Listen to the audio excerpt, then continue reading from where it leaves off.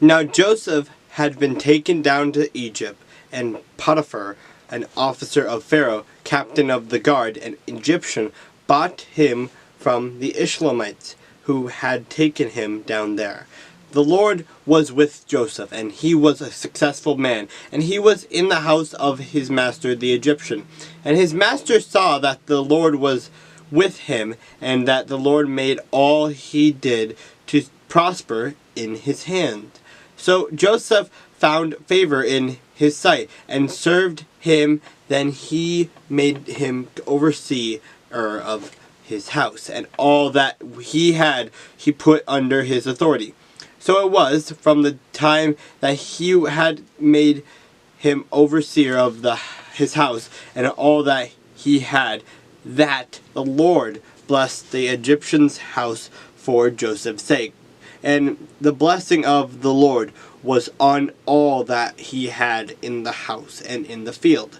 Thus he left all that he had in Joseph's hand, and he did not know what he had except for the bread which he ate. Now Joseph was handsome in form and appearance, and it came to pass after these things that his master's wife cast longing eyes on Joseph, and she said, "Lie with me." But he refused, and said to his master's wife, "Look, my master does not know what is with me in the house, and he has committed all that he has to my hand. There is no one greater in this house than I, nor has he kept back anything from me.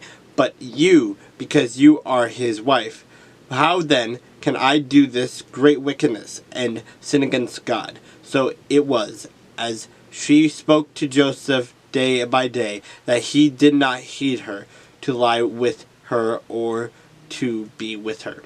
But it happened about this time, when Joseph went into the house to do his work, and none of the men of the house was inside, and that she caught him by his garment, saying, "Lie with me." But he left his garment in her hand, and fled, and ran outside. And so it was, when she saw that he had left his garment in her hand, and fled outside, that she called to the men of her house, and spoke to them, saying, "See, he has brought in to us a Hebrew to mock us. He came in to me to lie with me, and I cried out with a loud voice. And it happened, when he heard that I lifted my voice and cried out, that he left his garment with me and fled and went outside." So she kept his garment with her until his master came home.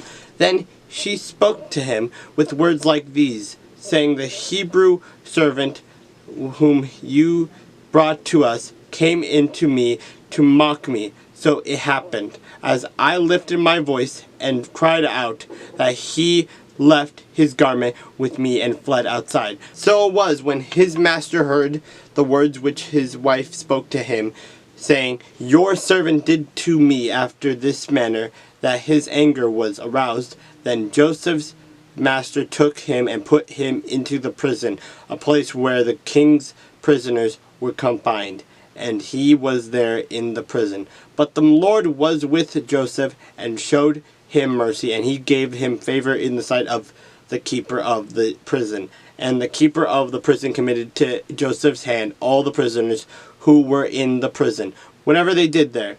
It was his doing.